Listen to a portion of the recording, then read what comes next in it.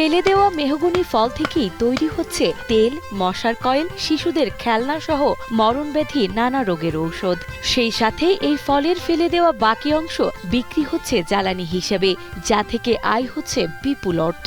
একসময় যা আবর্জনার সাথে ফেলে দেওয়া হতো বা গাছের নিচে পড়ে থাকলে মানুষ বিরক্ত হতো, সেই চরম অবহেলিত ও অত্যাধিক তিতাস্বাদের ফলটি এখন সম্ভাবনাময় শিল্পের কাঁচামাল। এটা আমরা কিনি, খামারে কর্মচারী আছে তাদের ফাটাইয়ে এই যে খোলাটা তারা নিয়ে নেয়, এই যে দানাটা আমাদের ভেঙে দিয়ে দেয় তারা, এটা আমরা এই বিচির কাজে ব্যবহার করি। এই যে শ্বাসটা দেখছেন, এই শ্বাসটা আমরা ইন্ডিয়ায় পাঠাই। সাতক্ষীরায় এই মেহগনি ফল প্রক্রিয়াজাত করে স্বাবলম্বী হয়েছেন অনেকেই। সৃষ্টি হয়েছে বহু নারী পুরুষের কর্মসংস্থান। মেহগনি ফলের শক্ত বাইরের আবরণ দিয়ে তৈরি হচ্ছে মশার কয়েল এবং ভেতরের নরম অংশ ব্যবহৃত হচ্ছে বাচ্চাদের খেলনা তৈরির কাঁচামাল হিসেবে।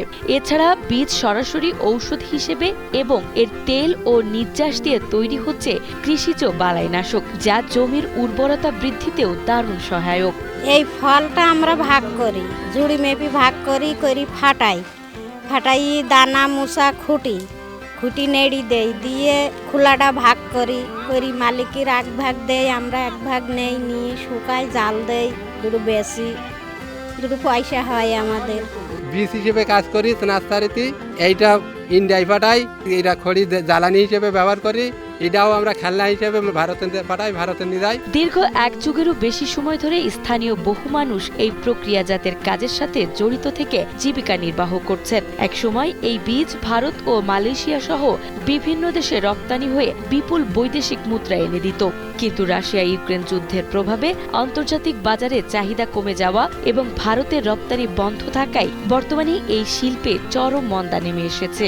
এটা সম্ভাবনাময় ব্যবসা ছিল, এখন বর্তমানে নাজুক অবস্থা।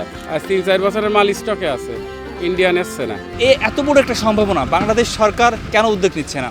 এইটা যদি শিল্প হিসেবে রূপান্তর হয়, বাংলাদেশের শত শত মানুষের, নারী পুরুষের কর্মসংস্থান হবে। ব্যবসায়ীদের দাবি, এই সম্ভাবনাময় খাতকে রক্ষায় দ্রুত সরকারি উদ্যোগ প্রয়োজন। প্রয়োজনীয় পৃষ্ঠপোষকতা ও সহযোগিতা পেলে অবহেলিত এই মেহগনি ফলই আগামীতে দেশের অর্থনীতিতে খুলে দিতে পারে নতুন সম্ভাবনার দুয়ার। তাই সর্বদা পাশে থাকার আশ্বাস দেন উপজেলা কৃষি সম্প্রসারণ কর্মকর্তা আসাদুজ্জামান। সেগুলোর ভিতরে অন্যতম হলো মেহগনি ফলের যে বাইরের আবরণটা, এটা মশার কয়েল যে ফ্যাক্টরিগুলো আছে সেখানে এটা কাঁচামাল হিসেবে ব্যবহৃত হয় এবং এই খোলটা কিন্তু বাচ্চাদের খেলনার জন্য একটি ভালো কাঁচামাল হিসেবে কাজ করে।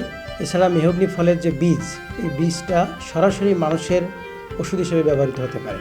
তো আমরা সেই জায়গা থেকে সবসময় কৃষকদের সেই মাঠ দিবস বলেন বা বিভিন্ন গ্রুপ মিটিংয়ে আমরা কৃষকদেরকে উদ্বুদ্ধ করছি যেন তারা এই জৈব বালাইনাশক তৈরি করতে পারে। টোটাল মেহগনিটাই কিন্তু আমাদের একটা শিল্পে পরিণত হওয়া সম্ভব।